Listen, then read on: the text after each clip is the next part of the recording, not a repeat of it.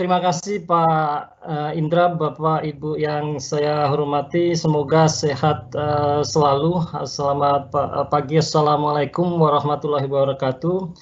Pada kesempatan ini saya akan melanjutkan paparan dari Pak Indra, terutama tadi yang disampaikan ada 5 agenda. Bagian saya adalah menjelaskan pada agenda yang kedua. Ada 4 pembahasan yang masuk di dalam agenda 2 kalau dikaitkan dengan draft exposure primary financial statement. Di sana ada 3 pertanyaan yang terkait dengan draft exposure primary financial statement. Tapi saya akan lebih menjelaskan ke pembahasan di dalam ketiga poin itu dalam bentuk 4 pembahasan. Yang pertama terkait dengan tujuan dan peran laporan keuangan dan peran catatan atas laporan keuangan. Kemudian yang kedua terkait dengan prinsip dan prasyarat umum klasifikasi agregasi dan disagregasi. Yang ketiga terkait dengan analisis terhadap beban operasi. Dan yang terakhir adalah penjelasan mengenai unusual income and expense atau penghasilan dan beban yang tidak biasa. Kita masuk di pembahasan yang pertama, Bapak Ibu bisa dilihat di slide yang ada mengenai tujuan dan peran laporan keuangan utama dan catatan atas laporan keuangan. Jadi di dalam draft exposure yang baru nampaknya IASB merevisi tujuan dari pelaporan keuangan, tetapi saya melihatnya tidak ada sesuatu yang secara substantif berbeda, hanya menyesuaikan karena adanya tambahan paragraf baru yang menjelaskan mengenai apa itu laporan keuangan utama, apa itu kemudian peran dari catatan atas laporan keuangan. Dan secara spesifik boleh saya gambarkan bahwa apa yang disampaikan di dalam definisi baru untuk tujuan pelaporan keuangan di sana tetap menyebutkan bahwa informasi di dalam laporan keuangan ini harus menyediakan informasi keuangan tentang, kalau dulu disebutkan financial position, kemudian financial performance, di sini disebutkan secara spesifik langsung aset, liabilitas, ekuitas, penghasilan, dan beban dalam hal untuk mengakses potensial net future cash flow dan pewali kelolaan atau stewardship mengenai sumber daya ekonomi yang dikelola oleh entitas.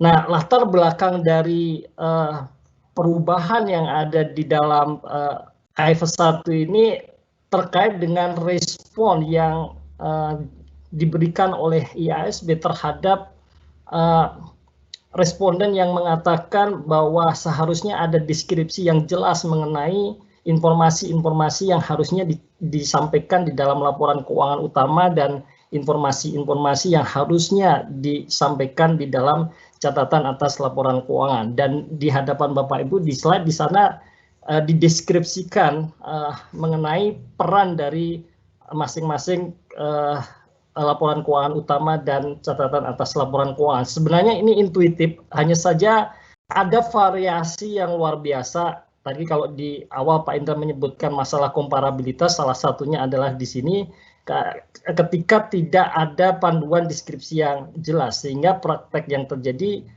ada variasi yang jelas mengenai mana-mana informasi yang seharusnya terletak di dalam catatan atas laporan keuangan dan mana-mana informasi yang harusnya tidak misalnya diagregasikan dan dimasukkan di dalam laporan keuangan utama.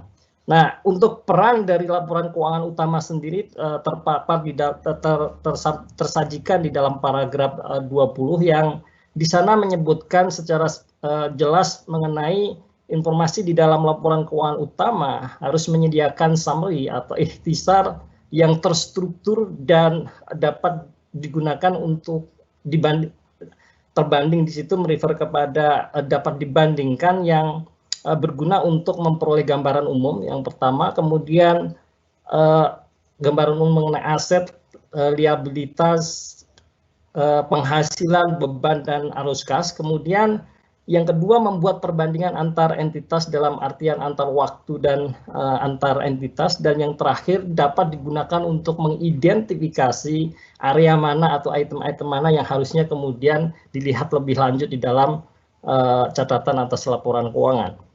Nah, di dalam peran catatan atas laporan keuangan sendiri kemudian dijelaskan dua peran di dalam catatan atas laporan keuangan. Yang pertama adalah memberikan informasi lebih lanjut.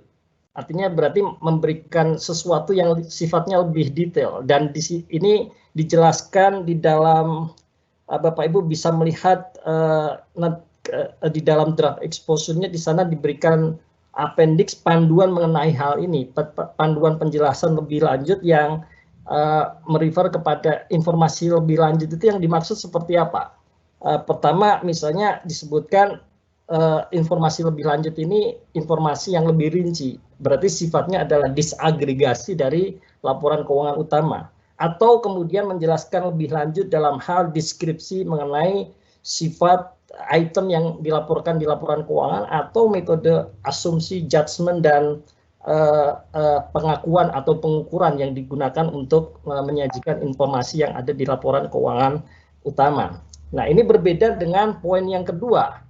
Poin yang kedua adalah sifatnya melengkapi, artinya bukan informasi yang jauh kemudian lebih rinci, tetapi tambahan informasi yang di dalam panduan penerapan di sana diberikan contoh, misalnya kalau ada informasi mengenai resiko entitas atau resiko pasar yang kemudian akan berakibat pada pengakuan dan pengukuran di dalam laporan keuangan utamanya. Dan itu yang kemudian menjadi satu poin yang masuk dalam bahasan agregasi dan desagregasi, dan dalam hal ini konteksnya lebih pada antara laporan keuangan utama dan catatan atas laporan keuangan. Selanjutnya pembahasan yang kedua, mohon slide selanjutnya, yaitu terkait dengan prinsip-prinsip dan prasyarat umum agregasi dan disagregasi. Di dalam slide ini Bapak Ibu bisa lihat di kolom tengah yang berwarna orange. Di sana dijelaskan bahwa penerapan prinsip-prinsip agregasi dan disagregasi harus kemudian mengikuti sebuah prinsip, dan prinsip itu sebenarnya sudah tercantum dan tertera di dalam kerangka konseptual, dan kemudian ditambahkan paragraf di dalam draft exposure. Di sini ada 3 poin utama dalam kaitannya dengan prinsip-prinsip ini. Yang pertama, mengikuti apa yang ada di dalam conceptual framework, bahwa item yang memiliki karakteristik yang sama harus dikelompokkan dan diagregasikan, tetapi sebaliknya item-item yang tidak memiliki karakteristik yang sama sebaiknya seharusnya disajikan secara terpisah atau dalam bentuk agregasi.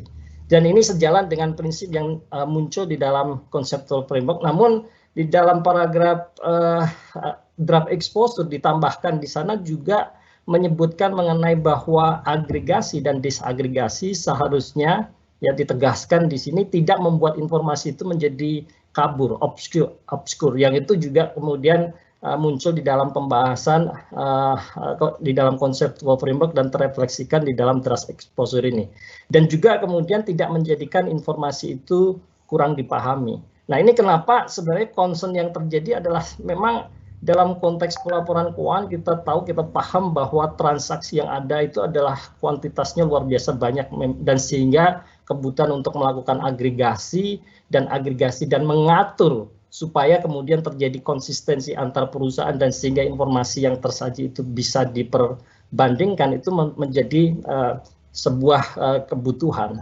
Termasuk diantara yang dibahas di dalam prinsip dan prasyarat mengenai agregasi dan agregasi di sini adalah terkait dengan informasi-informasi yang sifatnya tidak material, imaterial, yang kalau itu kemudian diagregasikan bisa menjadi sesuatu yang material, meskipun kemudian akan memunculkan masalah. Bisa jadi yang yang tidak material ini memiliki karakteristik yang sama, bisa jadi memiliki karakteristik yang berbeda, dan di sana diberikan persyaratan kalau memang perusahaan memiliki item-item imaterial, mereka harus mencoba mengklasifikasikan sesuai dengan karakteristik yang sama, ya, untuk kemudian diagregasikan. Tetapi kalau itu tidak memungkinkan, masih memungkinkan bagi perusahaan untuk mengagregasikan dan kemungkinan itu menjadi informasi yang material, dan sehingga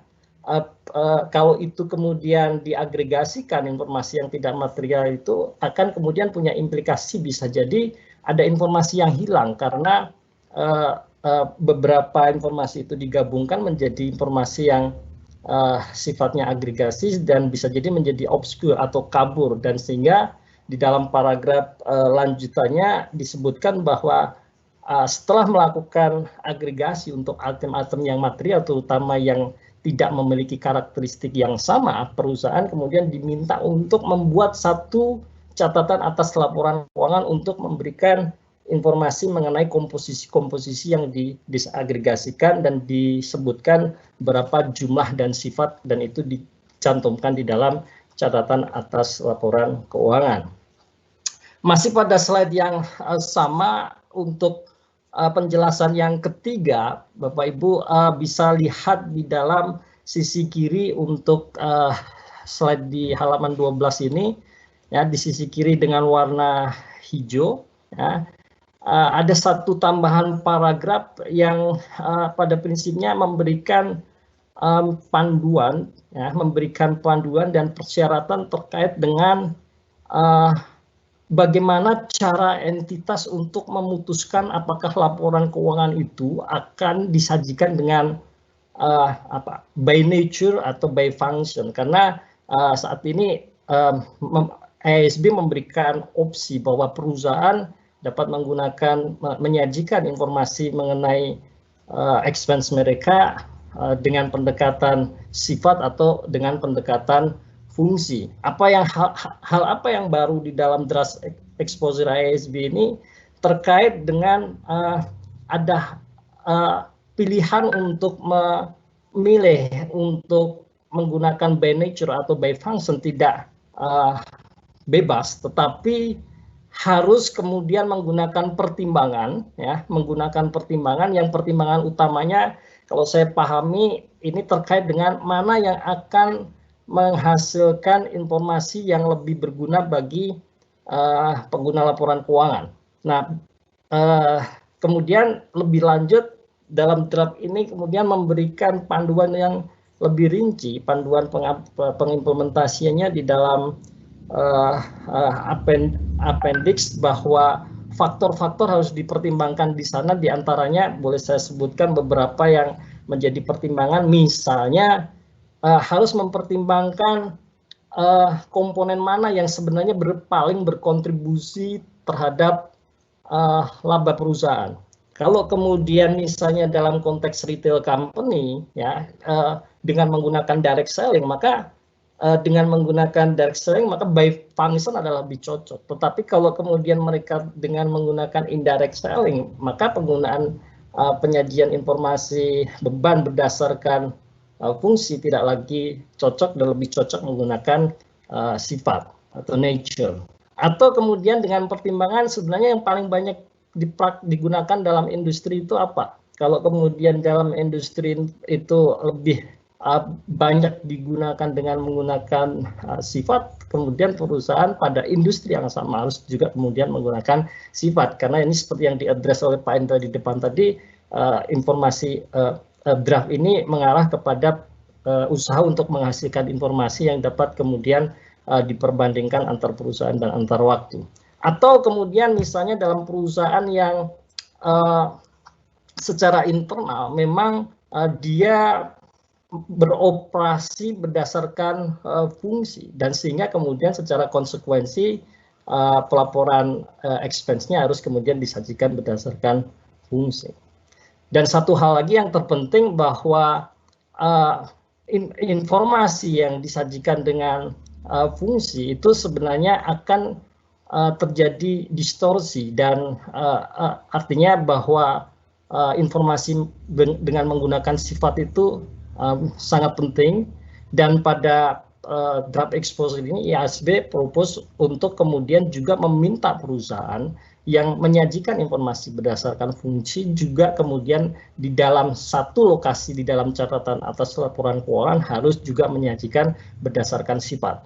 Tapi tidak berlaku sebaliknya karena memang dari observasi yang mereka lakukan tidak ada demand untuk melakukan hal yang sebaliknya. Artinya kalau sudah dinyajikan dengan by nature di dalam laporan keuangan utamanya maka tidak perlu tidak kemudian ada kebutuhan untuk menyajikan informasi berdasarkan fungsi di dalam catatan atas laporan keuangan.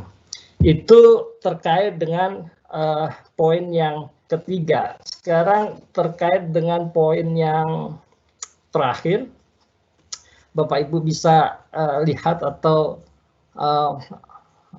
perhatikan pada kolom yang paling kanan ya terkait dengan unusual income and expense, penghasilan dan beban unusual.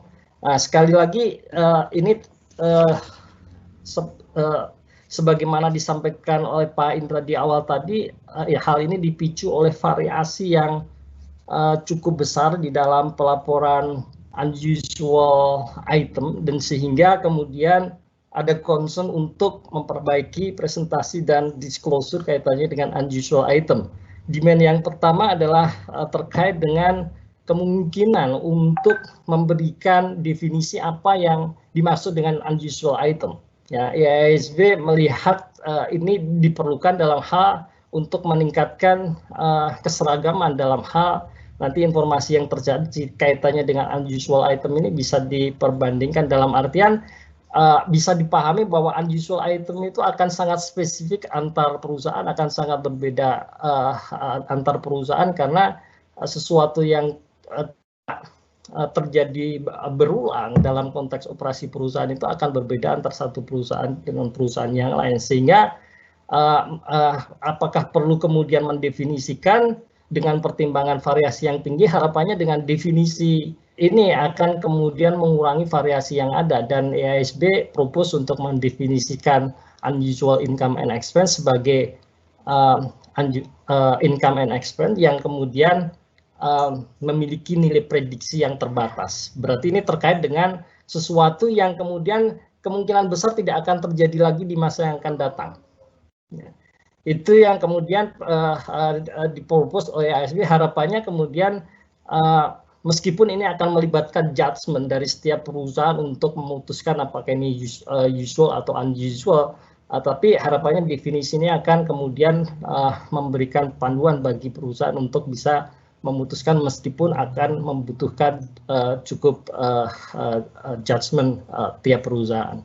Dan yang kedua, masih minimnya pengungkapan yang dilakukan oleh perusahaan terkait dengan unusual item, termasuk kemudian kalaupun ada, yang terjadi adalah bervariasi dan disajikan di berbagai tempat yang berbeda gitu di dalam catatan atas laporan keuangan. Sehingga dalam draft exposure ini memberikan tambahan untuk memberikan prasyarat pengungkapan yang lebih kemudian panduan pengimplementasian dan juga satu lagi kemudian harus perusahaan itu mencantumkan unusual item di dalam penjelasan lebih lanjut di dalam catatan atas laporan keuangan dalam satu lokasi supaya kemudian informasi dapat mudah dipahami dan kemudian bisa lebih berguna bagi pengguna informasi keuangan. Saya kira itu yang bisa saya tambahkan untuk bagian kedua dari exposure draft primary financial statement. Untuk selanjutnya Bu Devi kami persilahkan. Terima kasih. Selamat pagi Bapak dan Ibu sekalian.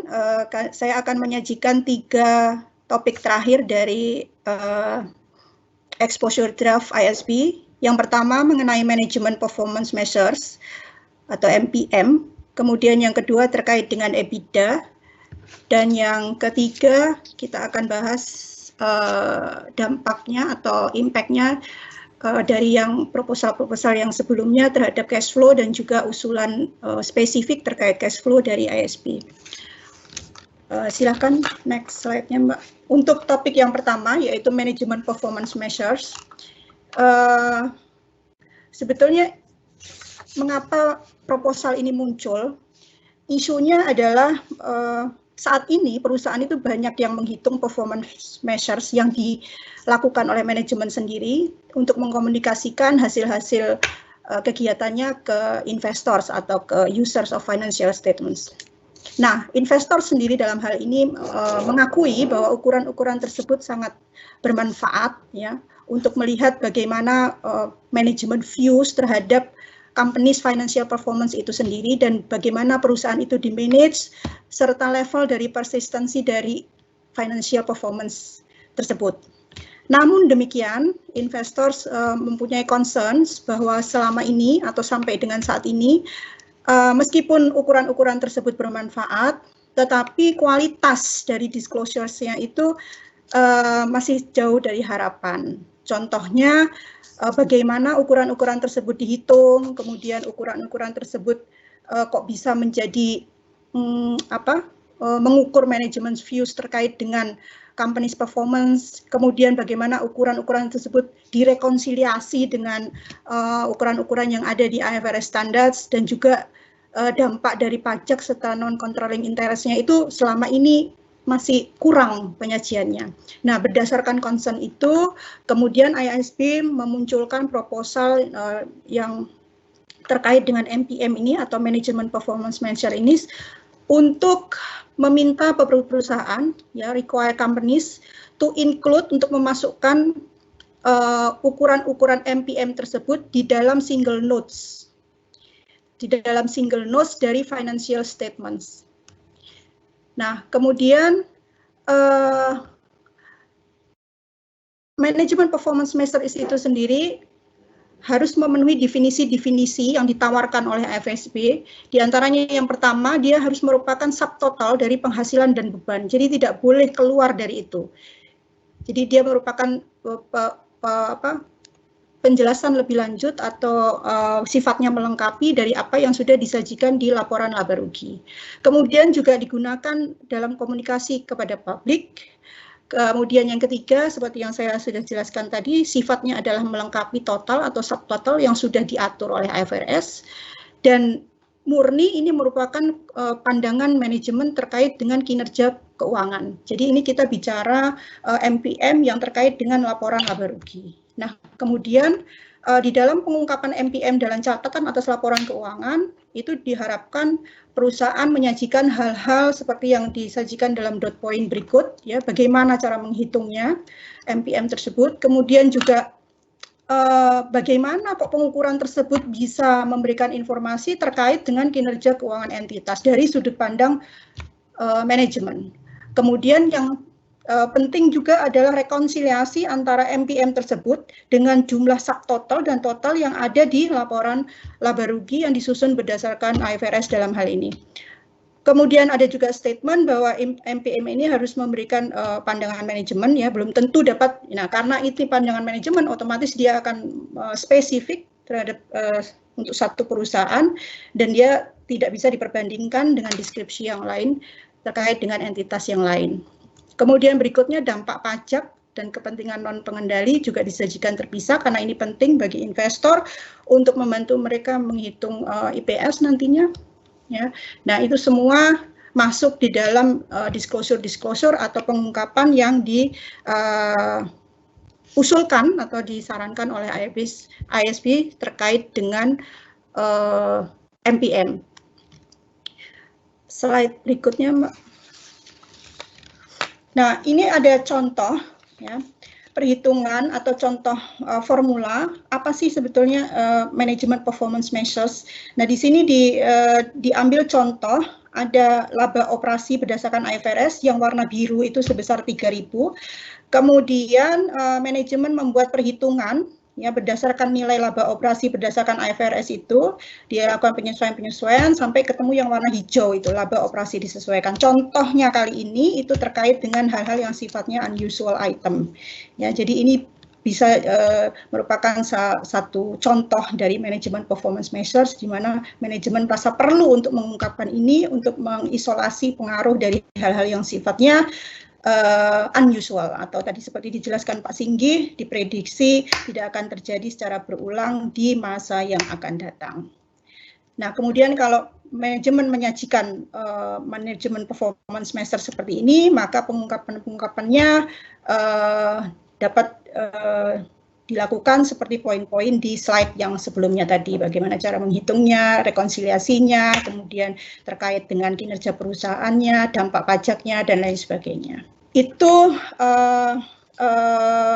usulan ya terkait dengan MPM.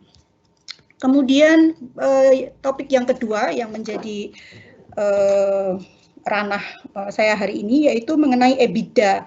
Nah, EBITDA ini mengapa perlu dibahas secara khusus karena ISB concern ya selama ini pengukuran EBITDA itu sangat bervariasi antar perusahaan sehingga sulit investor kemudian menaruh concern ini menjadi sulit untuk diperbandingkan.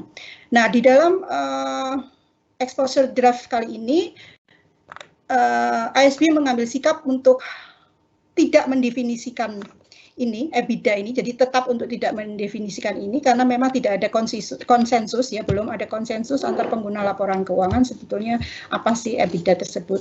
Kemudian juga kita lihat perhitungannya sangat beragam di dalam praktek ya,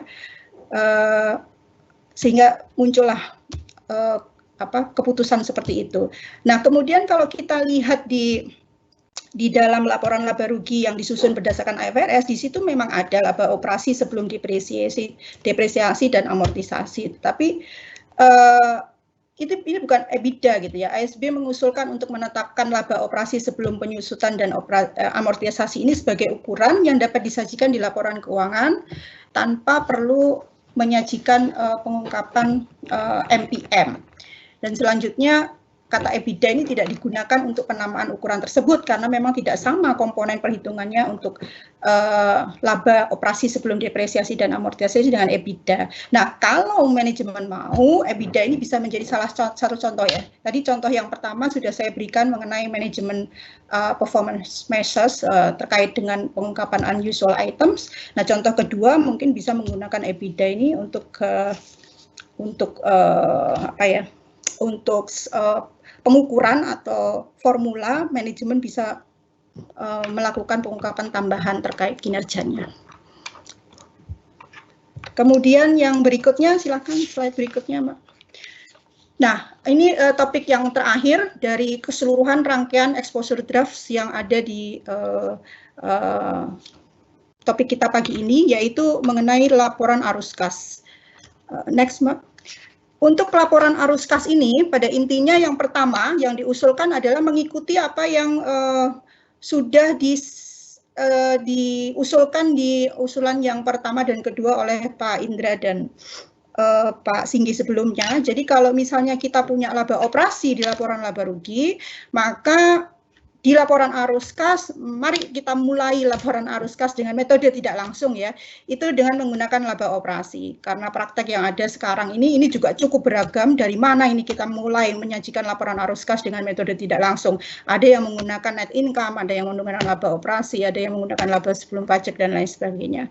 Nah, kemudian bersamaan dengan exposure draft ini juga ikut diseragamkan guna meningkatkan komparabilitas dengan menggunakan laba operasi sebagai starting point atau titik awal untuk penyajian laporan arus kas dengan metode tidak langsung.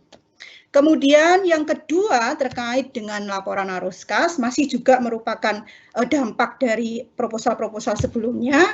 Kalau di proposal awal tadi kita diusulkan untuk membedakan ya, kalau dulu portfolio investasi itu kan dilaporkan menjadi satu ya. Nah, sekarang kan itu harus di breakdown menjadi investasi yang sifatnya integral, yang associate-nya itu integral atau yang tidak integral dan lain-lain. Nah, Karena di laporan laba rugi disajikan seperti itu, maka laporan arus kasnya mengikuti. Ya, jadi di kolom investasinya sekarang di breakdown menjadi di situ, kalau ada contoh di situ yang warna hijau ya Bapak Ibu, akuisisi Ventura bersama integral A, kemudian non integral B, kemudian ada penerimaan dividen dan lain sebagainya. Jadi ini lebih transparan, lebih detail dari yang sebelumnya, karena sebelumnya kita hanya investasi dalam satu portfolio. Kemudian yang ketiga terkait arus kas, dan ini yang terakhir, ini keseragaman penyajian pendapatan bunga dan dividen, ya, terkait bunga dan dividen, pendapatan maupun jumlah yang harus dibayar. Selama ini IFRS memberikan option yang terbatas, sebetulnya bukan free choice ya, dapat disajikan di operating, dapat disajikan di financing atau di investing. Nah, dalam proposal kali ini diusulkan bahwa kalau itu terkait dengan interest yang dibayarkan dan juga dividen yang dibayarkan, itu masuk di dalam aktivitas pendanaan. Kemudian kalau terkait dengan interest yang diterima dan juga dividen yang diterima, itu masuk di dalam aktivitas investasi, kecuali untuk entitas-entitas keuangan yang memang bergerak dalam bisnis yang terkait dengan dua hal tersebut, maka itu bisa disajikan di aktivitas operasi. Ya, jadi tergantung klasifikasi penghasilan dan beban yang ada di laporan laba rugi Bapak Ibu sekalian. Itu terkait arus kas. Jadi saya ulangi, untuk arus kas ada 3 proposalnya. Yang pertama, starting point starting point arus kas untuk metode tidak langsung dari laba operasi. Kemudian yang kedua, disaggregate investasi, ya, cash flow dari investasi menjadi kategori-kategori yang sejalan dengan laporan laba rugi yang diusulkan di awal. Kemudian yang terakhir, menyamakan kemana ini seharusnya interest yang dibayar dan dividen yang dibayar dan juga yang diterima disajikan dalam laporan arus kas. Itu untuk yang terakhir. Kemudian ada slide selanjutnya, Mbak. Ada tambahan juga meskipun tidak terlalu material, yaitu usulan untuk merubah judul, ya, judul di penghasilan komprehensif lain. Kalau sebelumnya kita menggunakan title pos-pos yang tidak akan direklasifikasi ke laba rugi atau tidak di-recycle ke atas, ini judulnya diusulkan menjadi pengukuran kembali yang dilaporkan di luar laba rugi secara permanen. Dan yang berikutnya yang warnanya light yellow itu, ya, yang di bawahnya, otomatis dia mengikuti penghasilan dan beban yang dapat dimasukkan dalam laba rugi di masa mendatang atau bisa di-recycle. Saya rasa itu materi terakhir dari rangkaian exposure draft. Total sebetulnya ada 13 pertanyaan, pertanyaan ke-14 dan pertanyaan lain-lain mungkin kita ada masukan tambahan. Saya rasa itu dari saya kembalikan ke moderator. Terima kasih Bapak Ibu sekalian, selamat pagi.